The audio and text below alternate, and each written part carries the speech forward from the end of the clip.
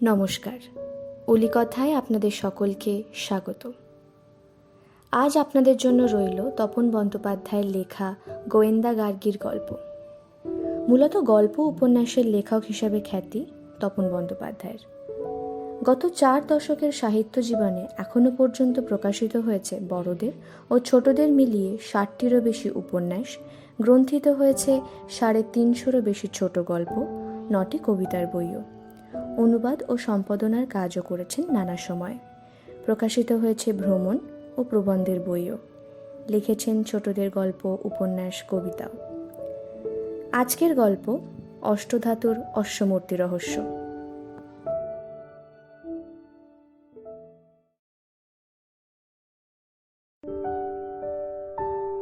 একনাগারে মোবাইলের বোতাম পুশ করতে গিয়ে বেশ বিরক্ত হচ্ছে গার্গী।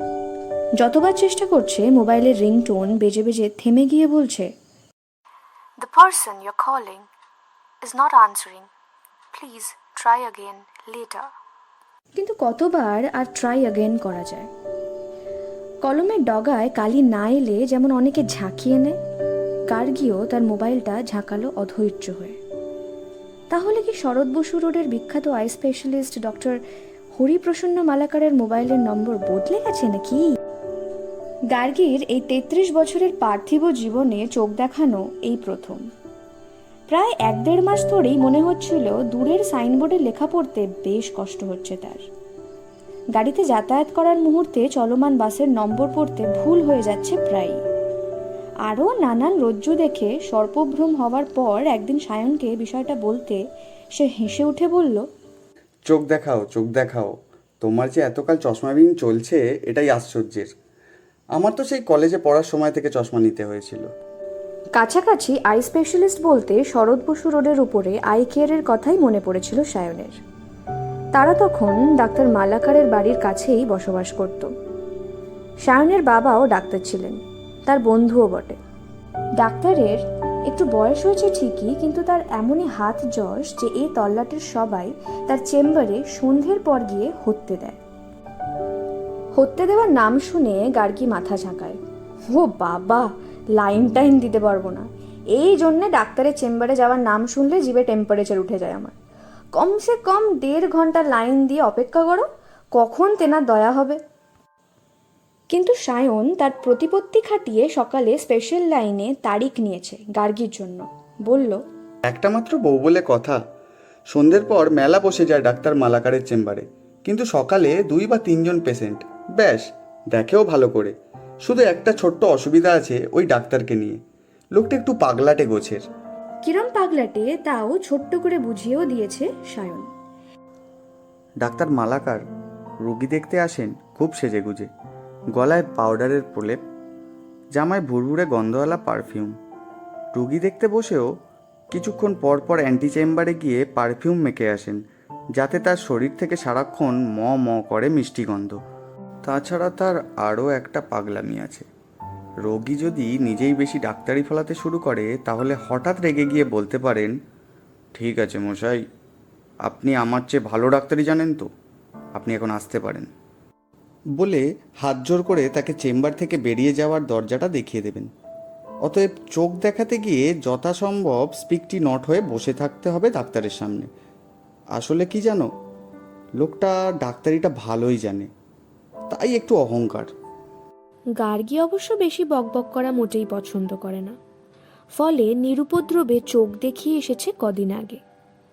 আজ আবার তার কাছেই যাওয়ার কথা, গেলেই পাওয়ার লিখে দেবেন যাতে গার্গীর চোখের দৃষ্টি যথাযথ হয়। আবার সায়ন বলেছিল, যাক, তাহলে তুমিও আমার মতো পাওয়ারফুল হচ্ছ এবার। তা সেই আজ পাওয়ারফুল হওয়ার দিনে খোঁজ করতে গিয়ে ডাক্তারের সাড়া না পেয়ে বেশ ব্যস্ত হয়ে উঠল গার্গী। বেশ কয়েকবার মোবাইলে লাইন না পেতে গার্গী নিচে নামলো গাড়ির সন্ধানে। রতন প্রস্তুতি ছিল, গার্গী উঠতেই তৎক্ষণাৎ চালিয়ে দিল হুম করে। আই স্পেশালিস্ট ডক্টর হরিপ্রসন্ন মালাকারের চেম্বারের অদূরেই ছিল গার্গীদের আগের বাড়ি, কিন্তু কসবায় নতুন ফ্ল্যাটে চলে এসেছে সম্প্রতি।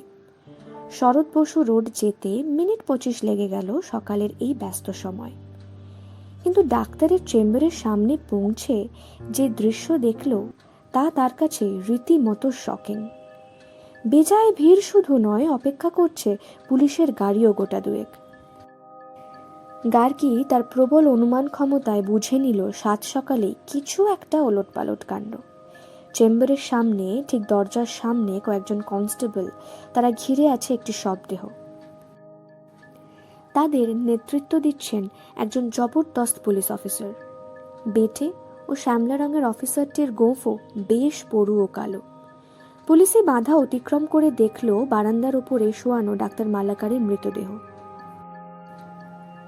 বিদ্যুৎস্পৃষ্ট শব্দটি হু হু করে বয়ে গেল গার্গীর রক্তের গভীরে। এরকম অভিজ্ঞতা তার এর আগে হয়নি তা নয়, কিন্তু যে ডাক্তারের কাছে এসে তার চোখের পাওয়ার লিখে নেওয়ার কথা, তিনি শুয়ে আছেন শেষ শয্যায়। এই দৃশ্য তার কল্পনার বাইরে। নিশ্চয়ই হার্ট অ্যাটাক, এমন ভাবনাই স্বাভাবিক ছিল, কিন্তু তাহলে এত পুলিশ কেন? তাহলে কি খুন হলেন ডাক্তার মালাকার? হঠাৎ তিনি খুন হতে যাবেনই বা কেন? নাকি সুইসাইড?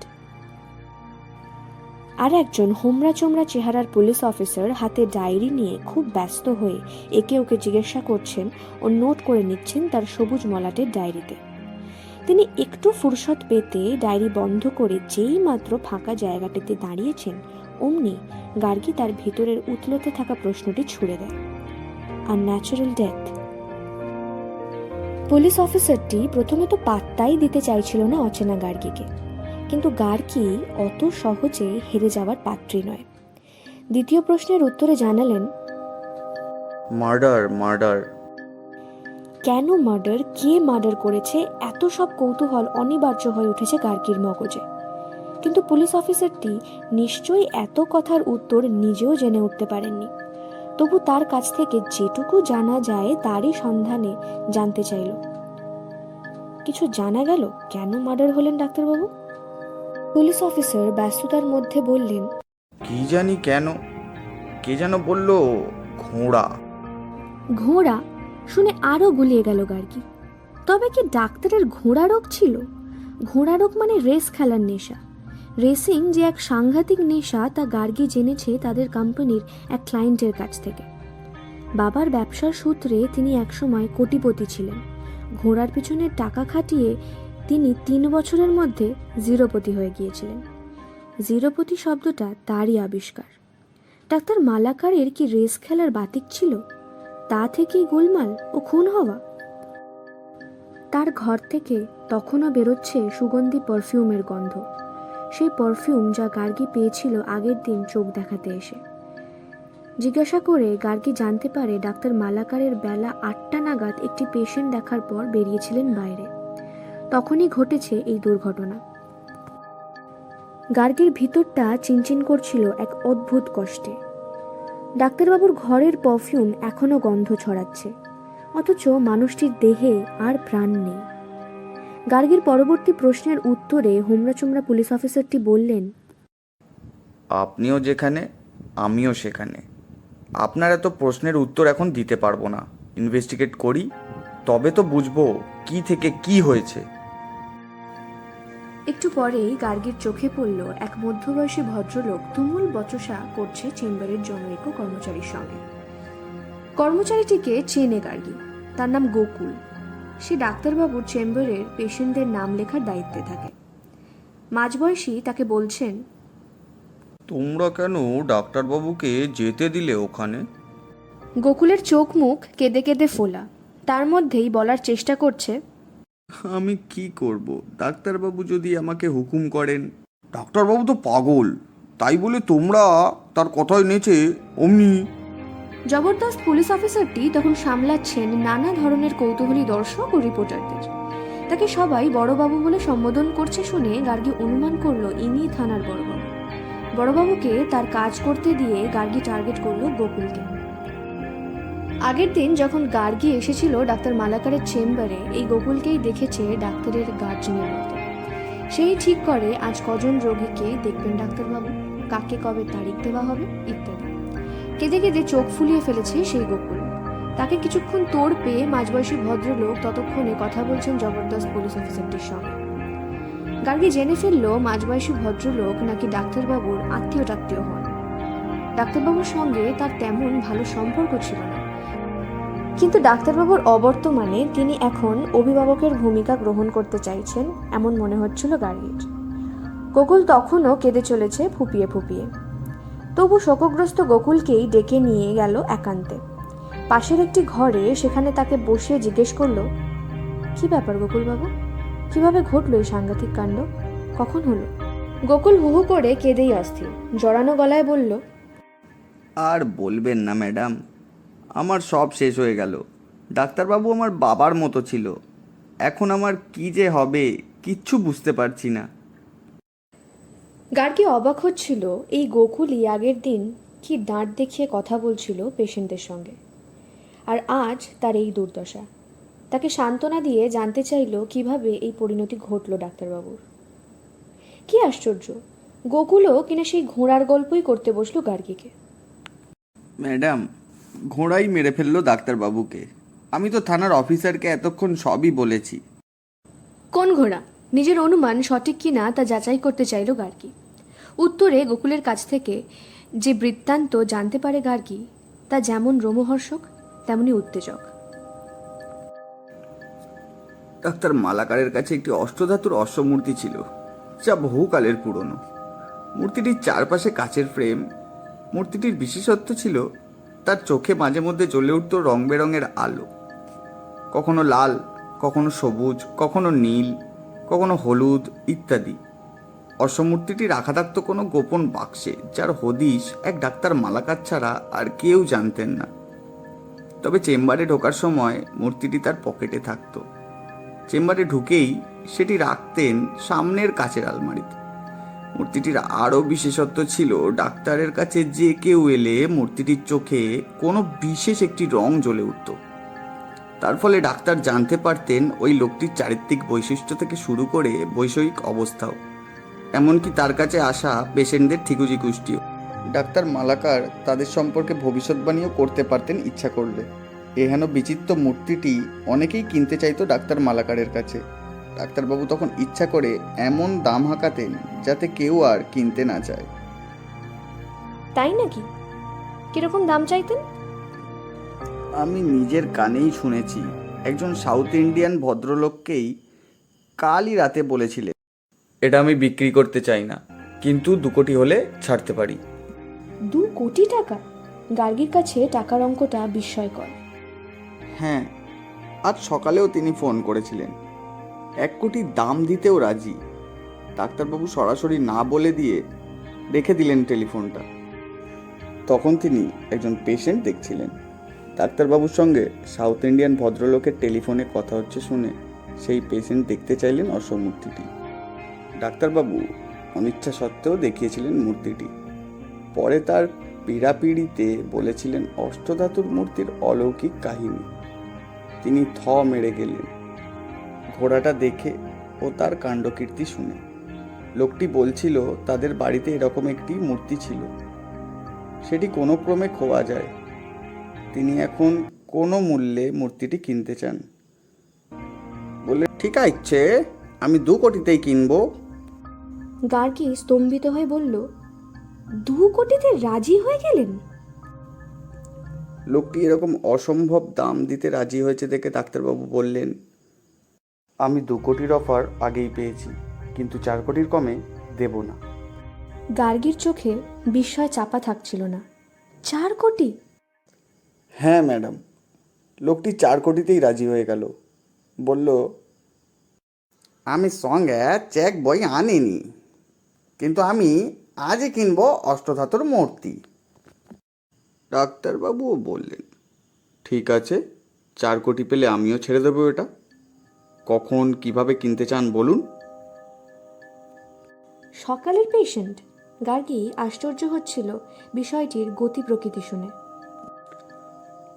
হ্যাঁ ম্যাডাম, আপনাকে নিয়ে 3 জন পেশেন্ট ছিল, তাদের একজন আসেননি, তাই নিয়ে খুব রাগারাগি করলেন। প্রথমে বললেন আজ আর কাউকে দেখব না, কিন্তু পরের পেশেন্ট ছিল বিশাল পাটেকার নামের এই লোকটি, মহারাষ্ট্রের পেশেন্ট। তাকে নাই বলে দেওয়া হয়েছিল। কিন্তু তিনি খুব পেরাপিরি করায় তাকে ফেরাতে পারলেন না। তিনিই যত গোলমাল পাকালেন সকালে। 4 কোটিতেই রাজি হয়ে গেলেন শুনে ভারী আশ্চর্য লাগছে। কিন্তু ম্যাডাম, ঘোড়াটার যা এলেম তাতে 4 কোটিতে কিনলেও লাভ। গার্গীর অবিশ্বাস্য মনে হচ্ছিল সবকিছু, কিন্তু এখন বিশ্বাস অবিশ্বাসের প্রসঙ্গ ছেড়ে জানা যাক আসল তথ্যটি। জিজ্ঞাসা করলো, তারপর? ডাক্তারবাবু অমনি রাজি হয়ে গেলেন ঘোড়াটা বিক্রি করতে? হ্যাঁ, কিন্তু বললেন চেকে পেমেন্ট নেবেন না, ক্যাশে দিতে হবে। বিশাল পাটেকার তখন বললেন,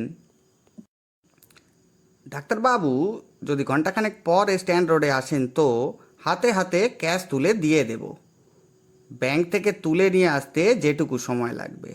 সঙ্গে বড় গাড়ি নিয়ে আসবেন, আর অষ্টধাতুর মূর্তিটাও। এক হাতে ক্যাশ, অন্য হাতে মূর্তি। তারপর? গার্গীর নিঃশ্বাস বন্ধ হয়ে যাওয়ার উপক্রম। বলল, গেলেন ডাক্তারবাবু? হ্যাঁ, আমাকে বললেন বিশেনকে ডাকো, সঙ্গে কয়েকটি খালি বস্তাও নাও। বিশেনকে? ডাক্তারবাবুর ড্রাইভার। তো আমি গাড়ি লাগাতে বললাম অমনি ডাক্তারবাবু সঙ্গে করে নিলেন অষ্টধাতুর মূর্তিটা। গাড়িতে চড়ে একটা ঠিকানা দিয়ে বললেন, চলো। মূর্তিটা সঙ্গে নিলেন? তখন কটা বাজে? বেলা 9টা। গেলেন সেই ঠিকানায়? হ্যাঁ, লোকটা মুখে বলল স্ট্যান্ড রোড, কিন্তু খুঁজে খুঁজে হাল্লা। শেষে ডাক্তারবাবু তার মোবাইলে কথা বললেন অনেকক্ষণ। শেষে রাস্তার নির্দেশ জেনে নিয়ে বললেন, চলো আর্মেনিয়া ঘাট। আর্মেনীয় ঘাট? সেখানে কেন? ঘাটে কি কাজ? না, ঘাটে ঠিক নয়, ঘাটের উল্টো দিকে। ঠিক উল্টো দিকে তাও নয়, কাছেই একটা সরু রাস্তা। সেই রাস্তার শেষে একটা কারখানা। সেখানেই দেখা করতে বলেছিল বিশাল পাটেকর নামের ওই লোকটি। দেখা হয়েছিল তার সঙ্গে? গোকুল নামের লোকটি হঠাৎ ভেউ ভেউ করে কেঁদে উঠল গার্গীকে অস্বস্তিতে ফেলে। কিছুক্ষণ পর লাল চোখ নিয়ে বলে ওঠে, সেই যাওয়াটাই তো কাল হলো ম্যাডাম। উনি বললেন, তোমরা এখানেই থেকো, আমি পরে লোক পাঠালে তোমরা বস্তা নিয়ে যাবে। বলে সেই যে গেলেন, আর ফিরলেন না। গার্গী বিস্মিত হচ্ছিল ডাক্তার মালাকারের পরিণতির বিবরণ শুনে। জানতে চাইল, কি হলো তারপর? কি জানি কি হলো। আমি আর বিশেন গাড়িতে অপেক্ষা করছি তো করছি, ডাক্তারবাবু আর ফেরেন না। 1 ঘন্টা পার হয়ে গেল। বিশেনকে বললাম, তুমি যাও, আমি পাহারা দিচ্ছি গাড়িটাকে। আমার ভালো ঠেকছে না গতিক, গিয়ে ডাক্তারবাবুকে খুঁজে এসো। তারপর? তারপর বিশেন গিয়ে দেখে নির্জন গলির ভেতরে খুন হয়ে পড়ে আছেন ডাক্তারবাবু, গলা কাটা। তার পকেটে অষ্টধাতুর মূর্তিটাও নেই। বলে আবার ভেউ ভেউ করে কান্না গোকুলে।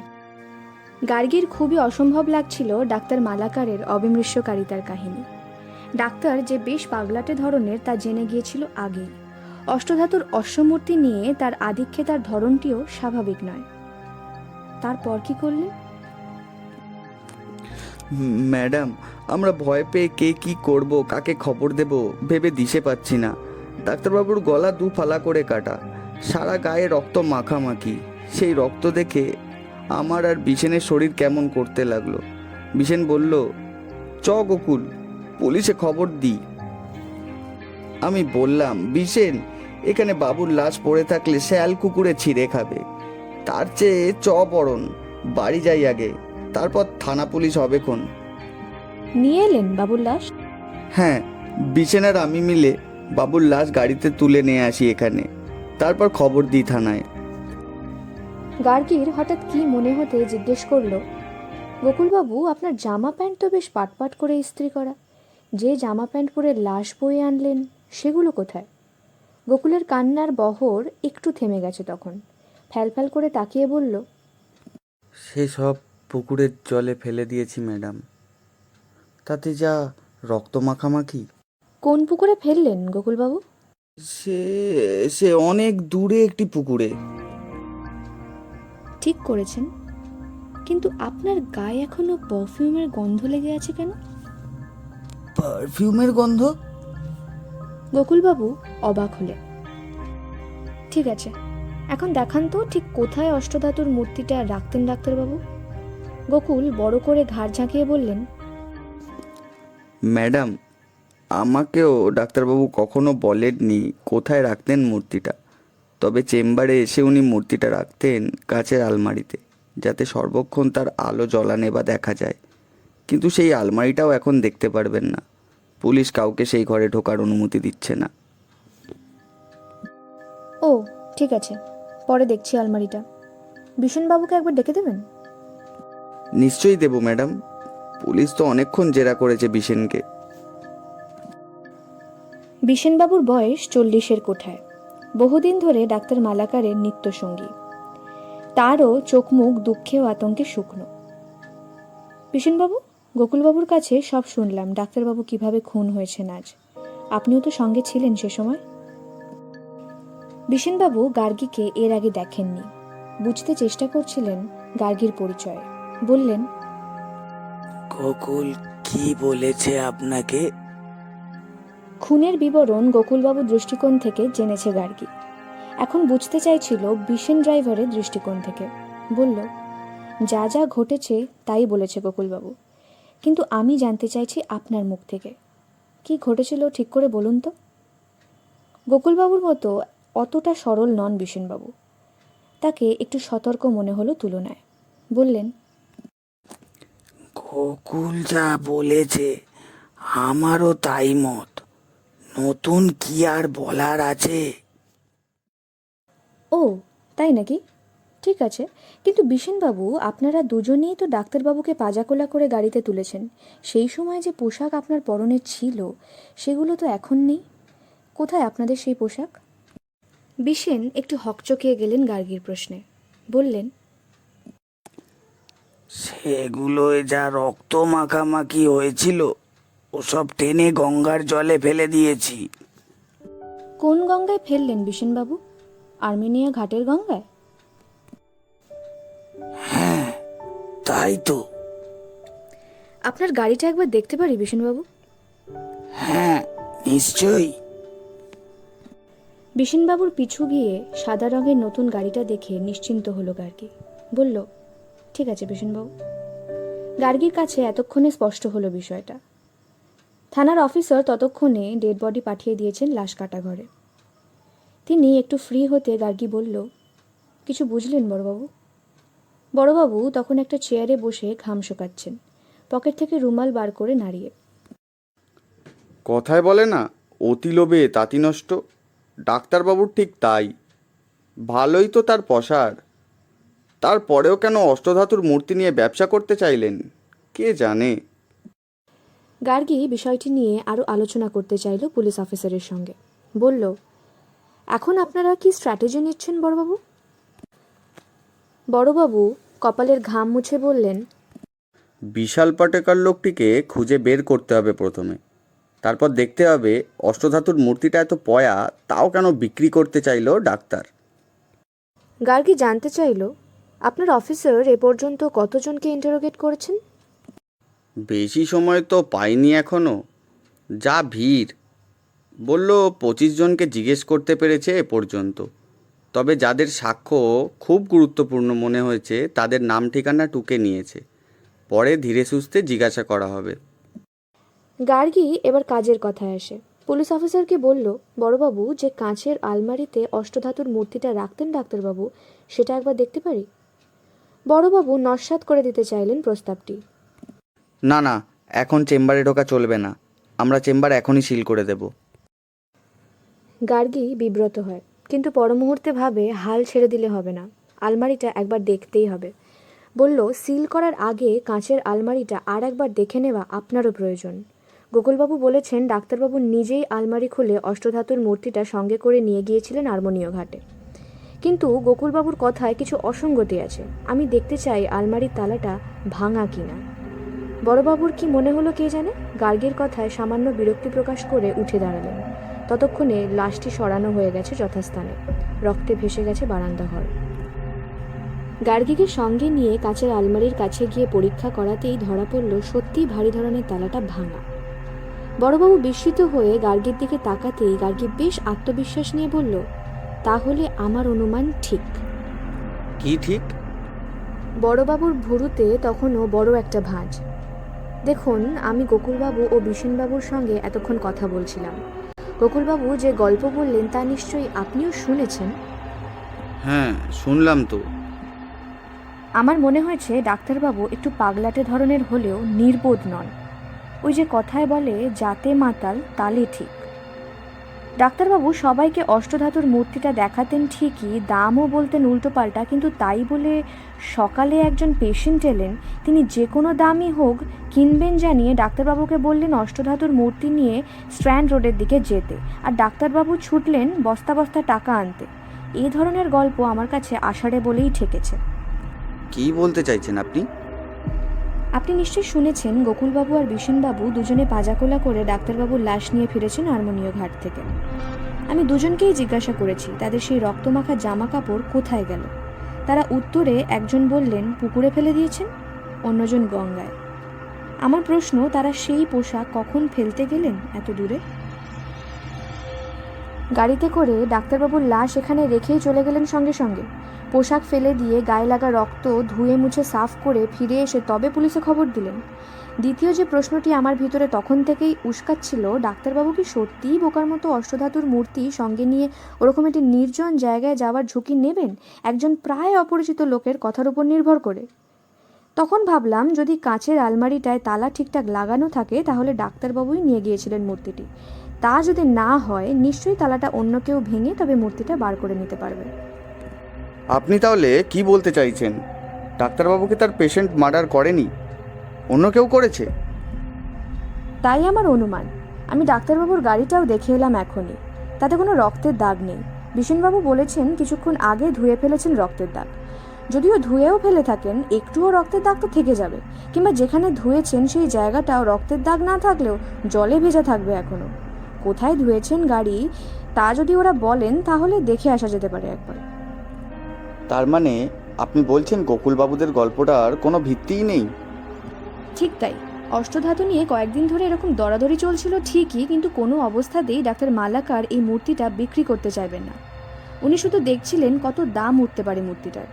প্রকৃত ঘটনা হচ্ছে, গোকুলবাবু আর বিশেনবাবু দুজনেই ডাক্তারবাবুর খুব কাছের লোক আর বিশ্বস্ত। ওরাই কদিন ধরে দেখছিলেন মূর্তিটার দাম কীরকম চরচর করে উঠছে। দেখে শুনে লোভ সামলাতে পারেননি কেউই। আজ ডাক্তারবাবুকে একা পেয়ে ওরাই যুক্তি করে খুন করেছে কোনো ধারালো অস্ত্র দিয়ে। তারপর মুশকিল হলো, আলমারির চাবি কোথায় থাকে তা কেউই জানে না, ফলে আলমারি ভাঙতেই হলো মূর্তিটা নিতে। তারপর এই গল্পটা সাজিয়ে সবাইকে বলছে। গল্পটা ভালোই, খেয়েও গেছে বেশ, কিন্তু গল্প সাজাতে গিয়ে কিছু অসঙ্গতি থেকে গেছে, যেহেতু দুই গল্পকারই অপটু। এর আগে তো খুন করেনি, তাই চট করে ধরা পড়ে গেলেন আজ। তাছাড়া দুজনেরই গা থেকে সুগন্ধ বেরোচ্ছে। আসলে দুজনে ডাক্তারবাবুকে জড়িয়ে ধরে মেরেছে তো, তাই গন্ধটা লেগে রয়েছে ওদের গায়ে। ডাক্তারবাবুকে মেরে জামাকাপড় ফেলতে দুজনেই গিয়েছিল কাছাকাছি কোথাও। তারপর এই গল্পটা বলছেন জনে জনে। মূর্তিটা তাহলে কোথায়? ওদের কাছেই আছে, একটু চাপ দিলেই বেরিয়ে যাবে নিশ্চয়ই। আর রক্তমাখা জামাকাপড়গুলো কোথায় লুকিয়েছে বা ফেলেছে তাও জেনে নেওয়া দরকার। সেই সঙ্গে হয়তো ধারালো অস্ত্রটাও বেরিয়ে পড়বে।